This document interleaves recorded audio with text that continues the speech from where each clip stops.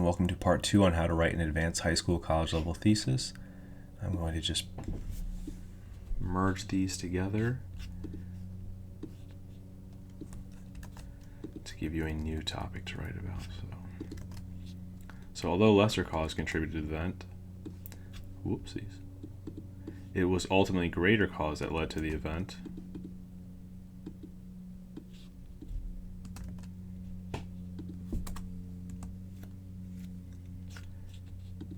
Comma. So you're going to have at least 2 commas in your thesis template. Make sure you remember that. So if you're ever stuck, just think, do I have at least 2 commas to contrast 2 different points?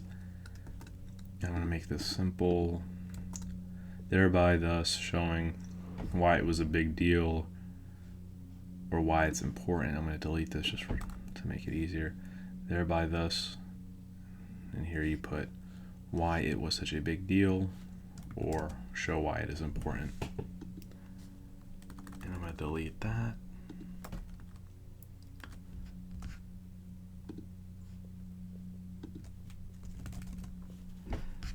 So I'm going to use my American Revolution essay, my thesis from last time, to help you follow along. That way you can see a more basic thesis compared to a more advanced thesis. So let's check it out. And it could take different formats depending on how you phrase it. So if you start off with the event first was caused by, I'm just going to pull that up for you so you can see it. We're going to call this version 1. And we're going to call this version 2.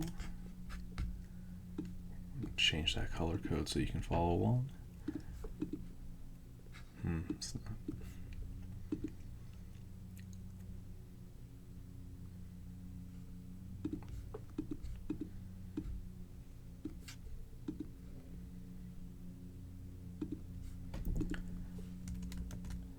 So although the event was caused by lesser cause,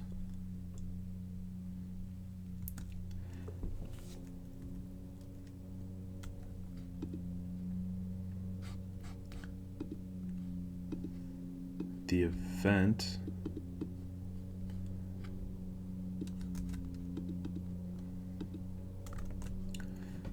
was ultimately caused by greater cause,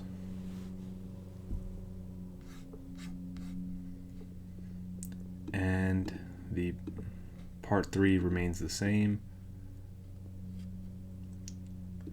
Show why it's a big deal. Why does anyone care? It should answer the so what question in writing a thesis. So thereby thus which show why it is a big deal. Okay, now let's write up one for the American Revolution. And I'm going to scroll down a little bit to give us some more space. So I could write it along either of these 2 versions. So although the American Revolution began with the Royal Proclamation of 1763, which banned the colonists from expanding westward,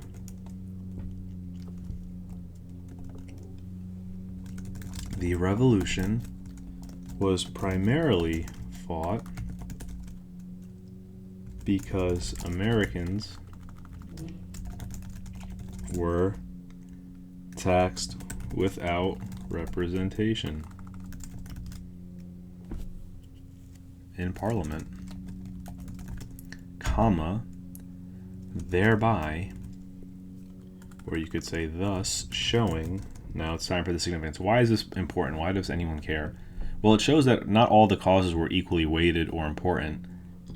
And in fact, it shows that Parliament would actually provoke the colonists differently at different times, which culminated in a revolutionary response. And you'll see that the 13 colonies did not all equally revolt for the same reason. Some groups were just more targeted or felt targeted by other laws. And in short, not all causes were evenly distributed. So thus showing the colonists were actually just more offended by the lack of taxation, or sorry, the lack of representation. So thus showing they deemed it a greater violation of their British rights. So, this is our final thesis. Although the American Revolution, so I use that word although, and here I have the event in question.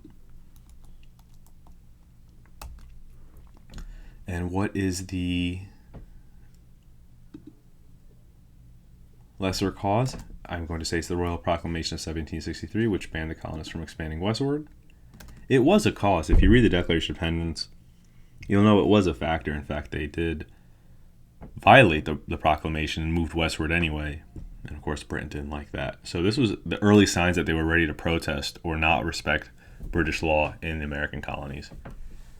That's why many historians mark it as the beginning of the American Revolution. So although the American Revolution began with the Royal Proclamation of 1763, which banned the colonists from expanding westward, the revolution, so once again, the event in question is brought up, and now it's time for greater cause, was primarily fought because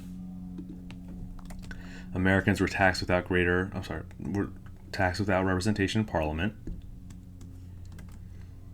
thus showing they deemed it a greater violation of their British rights. Okay, I'm going to highlight that green because that's the significance. I'm going to highlight this red because this is all the intro with the lesser cause at the forefront, and we're arguing this was not a main cause, right? So implicit in my argument is that the Royal Proclamation was not a major cause of the revolution, even though it was cited in the Declaration of Independence. And there's historical evidence to back that up. So although the American Revolution began with the Royal Proclamation of 1763, which banned the colonists from expanding westward, the event here is going to be highlighted blue. That's part 2. And there you have it. That is a thesis which argues cause and effect and shows significance. And it's more advanced because it says what also is not really causing the revolution. It's making that comparative claim. So although the American Revolution began with the Royal Proclamation of 1763, which banned the colonists from expanding westward, the revolution was primarily fought because Americans were taxed without representation in Parliament, thus showing they deemed it a greater violation of their British rights. So we're signaling to the reader that there's many causes and many things that happened that led to the revolution. And that is how you write a more advanced thesis. All right. Thanks for leveling up with me. I'll see you in the next video.